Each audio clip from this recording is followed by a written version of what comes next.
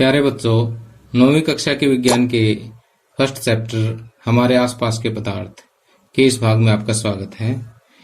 इस लेक्चर में हम सबसे पहले तो पदार्थ की जो दो अवस्थाएं और रह गई है, पहले तीन अवस्थाओं के बारे में आपको जानकारी दे चुका हूं, ठोस, द्रव और गैस की। पदार्थ की तीन अवस्थाएं ठोस, द्रव और गैस के बारे में हम अच्छी तरह से पढ़ चुके हैं। अब इसके अलावा वैज्ञानिक दो अवस्थाएं और भी मानते हैं, वो है प्लाज्मा और बीईसी। बीईसी की फुल फॉर्म होती है बोस आइंस्टीन कंडेंसेट। तो इन दोनों अवस्थाओं के बारे में अभी हम इस लेक्चर में पढ़ेंगे। इसके बाद बच जाते हैं हमारे पास इसी चैप्टर के अभ्यास के प्रश्न। तो वैसे तो ये एनसीईआरटी अभ्यास के प्रश्न जो है आपको पिछले लेक्चर्स में सारे कवर हो गए हैं, लेकिन क्योंकि एनसीईआरटी अभ्यास के जो प्रश्न जो होते हैं वो एग्जामिनेशन पॉइंट ऑफ व्यू से बहुत इंपॉर्टेंट होते हैं, इसलिए मैं इन सभी का एक बार आपको हिंट दे दूंगा। तो आइए शुरुआत करते हैं। अब देखिए, पदार्थ की जो है कुल मिलाकर के वैज्ञानिक अब 5 अवस्थाएं मानते हैं, ठोस, द्रव, गैस, और चौथी अवस्था है प्लाज्मा और 5वीं अवस्था है बोस आइंस्टीन कंडेंसेट। तो अब आइए हम प्लाज्मा के बारे में जानते हैं कि प्लाज्मा क्या होता है। प्लाज्मा को समझने से पहले जो है आपको एक तो नियॉन बल्ब के बारे में समझना होगा कि नियॉन बल्ब क्या होता है, और एक फ्लोरेसेंस ट्यूब क्या होती है, फ्लोरेसेंस ट्यूब। तो आप ये समझ सकते हैं कि नियॉन बल्ब की शेप जो अपने सिंपल बल्ब जैसी होती है, बस उसके अंदर जो है बल्ब के अंदर नियॉन गैस होती है, ठीक है। और आपको जस्ट इतना ही काफी है जानना कि इसकी विशेष संरचना के साथ इसमें क्या होता है, नियॉन गैस होती है। और फ्लोरेसेंस ट्यूब जो है एक विशेष प्रकार की ट्यूब होती है जिसमें जो है अंदर हीलियम वगैरह जो है कुछ गैस होती है, ठीक। तो जैसे नियॉन बल्ब हो चाहे फ्लोरेसेंस ट्यूब हो, जैसे ही हम इसको विद्युत धारा इसमें अप्लाई करते हैं तो क्या होता है कि जो अंदर गैस है ना वो आयनीकृत हो जाती है, यानी गैस के जो परमाणु है उसके आयन बन जाते हैं, यानी उनमें से इलेक्ट्रॉन निकल जाते हैं तो आयन बन जाएंगे वो, ठीक। तो यहां से आपको सिंपली ये समझना है कि जब फ्लोरेसेंस ट्यूब या नियॉन बल्ब में से विद्युत धारा गुजारी जाती है तो इनके अंदर जो गैस होती है उसके कण जो है आयन में बदल जाते हैं, ठीक। यानी गैस क्या हो जाती है, आयनीकृत हो जाती है। तो आयनीकृत कंडीशन में क्या है कि इनकी ऊर्जा बहुत अधिक होती है कणों की, और ये काफी ज्यादा उत्तेजित हो जाते हैं।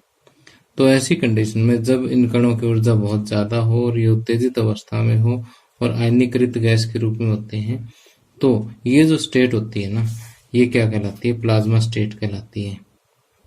और इस अवस्था में जो है ये काफी चमकीला होता है, चमकीला प्लाज्मा हम कहते हैं कि तैयार हो जाता है यहाँ पर, ठीक। और अगर हम यहाँ पर हीलियम गैस ले लेंगे तो कोई और कलर होगा, अगर मान लीजिए यहाँ पर कोई और गैस आप ले लेते हो तो उसका कलर जो है वो मतलब गैस के स्वभाव के अनुसार जो है प्लाज्मा में जो चमक होती है उसका कलर अलग अलग होता है। अब सूर्य के अंदर जो चमक है या तारों में जो चमक है वो भी किसकी वजह से होती है, प्लाज्मा की वजह से ही होती है, ठीक। तो आप यहाँ से देख सकते हैं कि प्लाज्मा इस अवस्था में कण अत्यधिक ऊर्जा वाले और अत्यधिक उत्तेजित होते हैं। ये कण आयनीकृत गैस के रूप में होते हैं।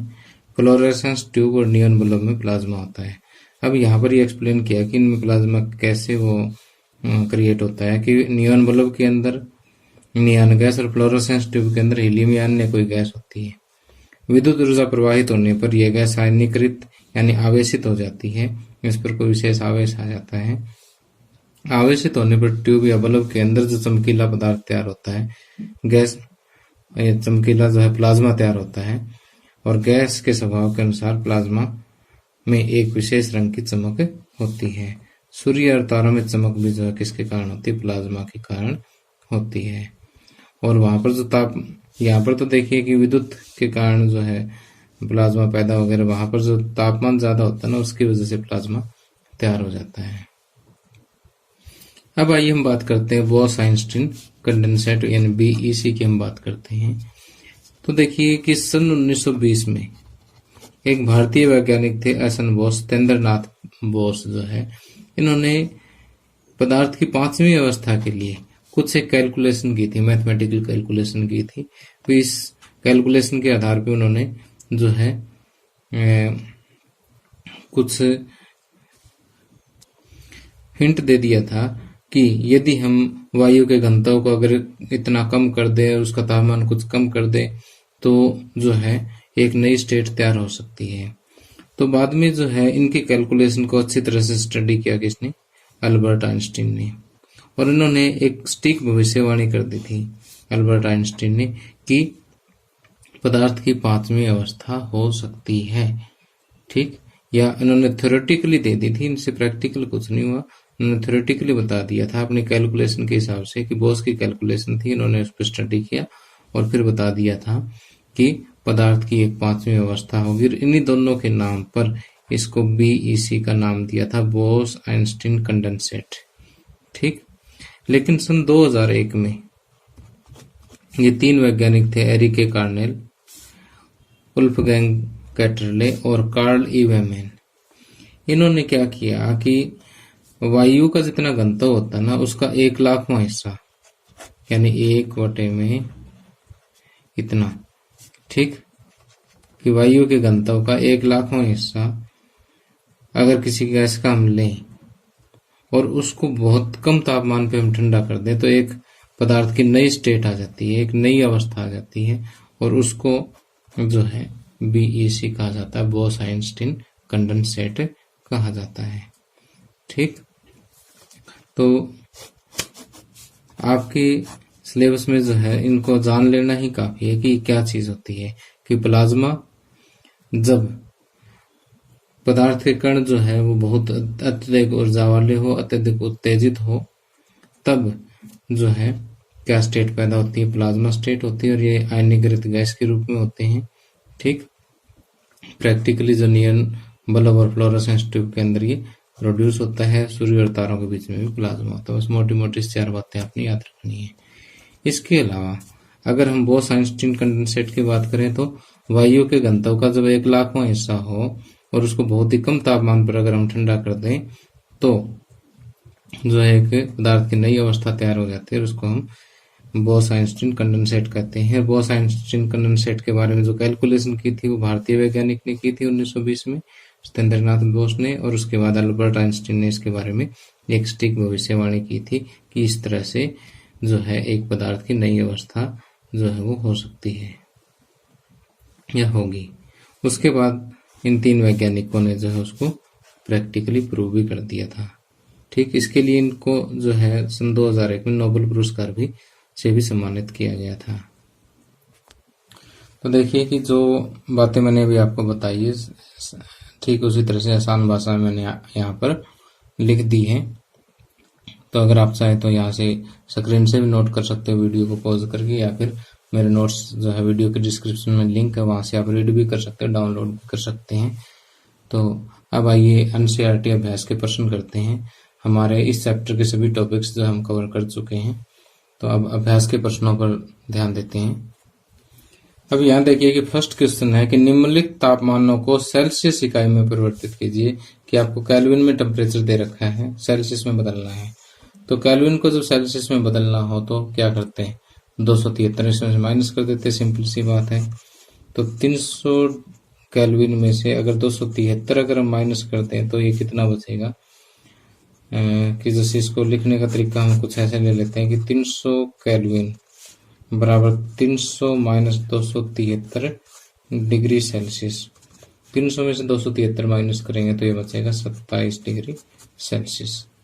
ठीक उसी तरह से इसका बी पार्ट जो हम ले लेंगे कि 573 केल्विन जो है वो 573 में से 273 घटा लेंगे, जो घटाने के बाद बचेगा वो डिग्री सेल्सियस ही बचेगा। तो 500 में से 200 300 बच जाएगा, तो 300 डिग्री सेल्सियस तो इसका आंसर आ जाएगा। और ठीक उसी तरह से अगर हम दूसरा क्वेश्चन अगर हम देखें तो निम्नलिखित तापमानों को केल्विन इकाई में बदलना है। केल्विन में अगर हमें बदलना है तो 273 जोड़ देंगे। ठीक है, डिग्री सेल्सियस में बदलना हो केल्विन को तो 273 घटा दो, और डिग्री सेल्सियस को केल्विन में बदलना हो तो 273 इसमें से इसमें जोड़ दो। तो 25 डिग्री सेल्सियस बराबर 25 + 273 इतना केल्विन हो जाएगा। जोड़ेंगे तो ये आएगा आपका 298। ठीक, और इसी का जो बी पार्ट है वो है 373 डिग्री सेल्सियस। तो 373 + 273 इतना केल्विन हो जाएगा। ये केल्विन के साथ डिग्री नहीं आती, केल्विन सीधा ही आता है, सेल्सियस डिग्री सेल्सियस के साथ आता है। तो ये आ जाएगा 646 केल्विन। ठीक, अब हम बात करते हैं तीसरे क्वेश्चन के फर्स्ट पार्ट की। कहता है नेफ्थलीन को रखा रहने देने पर यह समय के साथ कुछ भी ठोस पदार्थ छोड़े बिना अदृश्य हो जाती है। कि नेफ्थलीन जो है वैसे सॉलिड अवस्था में होती है, ठोस अवस्था में होती है। इसको अगर आप थोड़ी देर हथेली पे रखोगे तो उसके बाद जो है अपने आप गायब हो जाएगी। तो वास्तव में ऐसा क्यों होता है? क्योंकि नेफ्थलीन जो है उद्रवपातनशील पदार्थ होता है। उद्रवपातनशील। ठीक, उद्रवपातन मैंने क्या बताया था कि अगर वो प्रक्रिया जिसमें ठोस पदार्थ जो है द्रव में बदले बिना सीधा गैस में बदल जाता है, ठीक, तो वो उद्रवपातन होता है। और नेफ्थलीन क्योंकि उद्रवपातनशील पदार्थ है तो ये थोड़ी देर में जो है सीधा गैस में कन्वर्ट हो जाएगा, सॉलिड से सीधा, द्रव में नहीं बदलता, इसलिए ही अदृश्य हो जाता है। तो इसके लिए आप लिखोगे कि नेफ्थलीन एक उद्रवपातनशील पदार्थ है। चाहो तो आप लिख सकते हो क्योंकि नोट्स में इसका आंसर नहीं है कि नेफ्थलीन एक उद्रवपातनशील पदार्थ है। जब हम इसे हाथ पर रखते हैं तो यह सीधे गैसीय रूप में परिवर्तित होकर अदृश्य हो जाता है। अब आगे सेकंड क्वेश्चन में पूछता है कि हमें इत्र की गंध बहुत दूर बैठे हुए भी पहुंच जाती है। अब देखिए कि जो इत्र जो होता है उसके कण क्या है, हवा में मिल जाते हैं, यानी विसरित हो जाते हैं। हम कहेंगे कि इत्र के जो कण है वो हवा में विसरित हो जाते हैं और इसी विसरण गुण के कारण जो है हमें इत्र की गंध दूर बैठे हुए पहुंच जाती है। अब ये कहता है कि निम्नलिखित पदार्थों को उनके आकर्षण, उनके कणों के बीच बढ़ते हुए आकर्षण के अनुसार व्यवस्थित करें। तो यहाँ देखिए कि आकर्षण बल सबसे कम किसमें है, जो गैस होगी उसमें सबसे कम होगा। तो हम सबसे पहले हम किसको लेंगे, ऑक्सीजन को लेंगे। उसके बाद द्रव को लेंगे यानी जल को लेंगे। और सबसे ज्यादा आकर्षण किसमें होता है, ठोस पदार्थों के बीच में होता है। तो ये हम आसानी से इस क्वेश्चन को सोल्व कर सकते हैं। इसके बाद कहता है कि निम्नलिखित तापमानों पर जल की भौतिक अवस्था। तो देखिए 25 डिग्री सेल्सियस पर जल जो है वो द्रव अवस्था में होगा। ठीक, अब 0 डिग्री सेल्सियस जो है कि ट्रांजिशन स्टेट होती है कि यहाँ पर जो है द्रव के अंदर अगर थोड़ी सी ऊर्जा कम है तो वो ठोस अवस्था में होगा और थोड़ी ऊर्जा अगर अधिक है तो द्रव अवस्था में भी हो सकता है। तो 0 डिग्री सेल्सियस पर जो है ये ठोस और द्रव दोनों अवस्थाओं में हो सकता है। इसी तरह से 100 डिग्री सेल्सियस क्वथनांक पर जो है ये द्रव व गैस दोनों अवस्थाओं में हो सकता है। ठीक, अगर जल गैस अवस्था में तो उसमें ऊर्जा अधिक हो, उसके कणों में ऊर्जा अधिक होगी और द्रव में है तो उसके कणों में ऊर्जा कम होगी 100 डिग्री सेल्सियस पर। अब आपने बताना है कि जल कमरे के ताप पर द्रव है, क्यों है भाई? क्योंकि द्रव यानी जो जल का क्वथनांक है वो कितना है, 100 डिग्री सेल्सियस है और कमरे का तापमान 100 डिग्री सेल्सियस से कम होता है, इसलिए जल कमरे के तापमान पर द्रव है।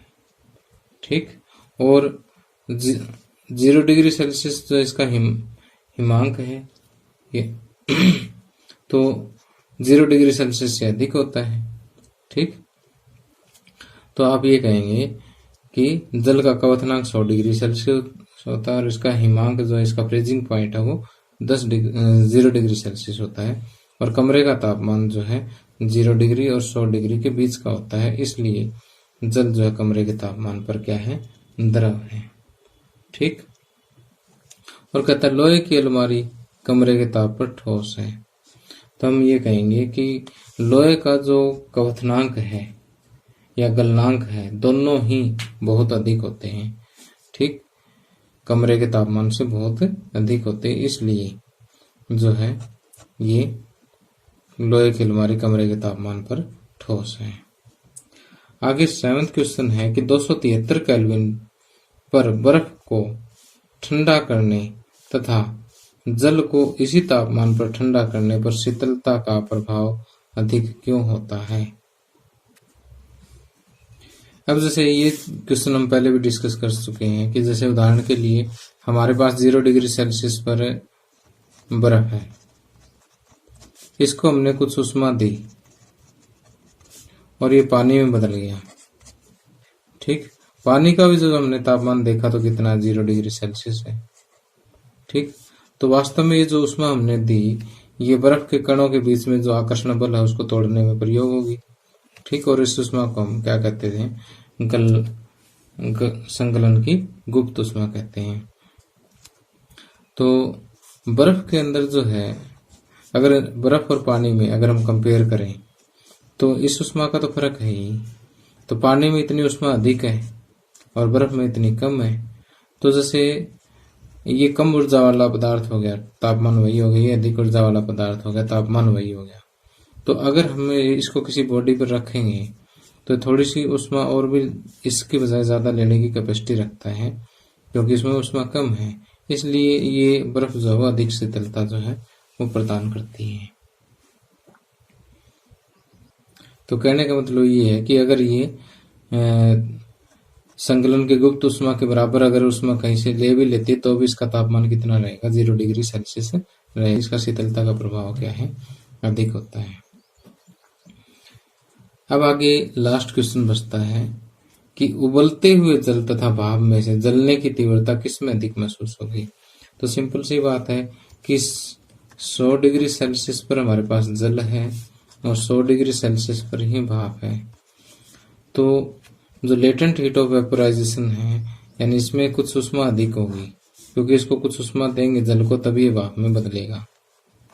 तो जो उष्मा दी है वो कहाँ जाएगी, भाप में तो जाएगी। तो क्योंकि इसमें उष्मा अधिक होती है, ठीक, तो जलने की जो तीव्रता है वो भाप में अधिक होगी। तो वैसे इसका आंसर मैं आपको इसी वीडियो के डिस्क्रिप्शन में लिख दूंगा अगर आपको समझ ना आया हो तो। बाकी आपको अच्छी तरह समझ आ गया होगा।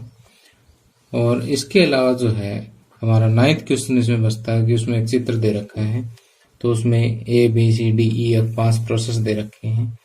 तो वो प्रोसेस जो संगलन, वाष्पन, संघनन, सॉलिडिफिकेशन, जमना, उद्रवपातन जो है, ये सारे हम चित्र सहित पहले कर चुके हैं, इसलिए आप इस चित्र को अपने आप ट्राई कर सकते हैं। तो प्यारे बच्चों, मेरा आज का लेक्चर आपको कैसा लगा मुझे आप जरूर बताना। और वैसे इसी के साथ जो है हमारा चैप्टर समाप्त हो जाता है। आप मेरे मोबाइल ऐप पर जा करके जो है इससे संबंधित जो मल्टीपल चॉइस क्वेश्चंस हैं उनकी भी प्रैक्टिस कर सकते हैं। तो प्यारे बच्चों, आप अपने कीमती सुझाव मुझे जरूर दिया करो कमेंट करके, ताकि मैं आपका लेक्चर जो है वो और बढ़िया बना सकूं। Thank you, have a nice day.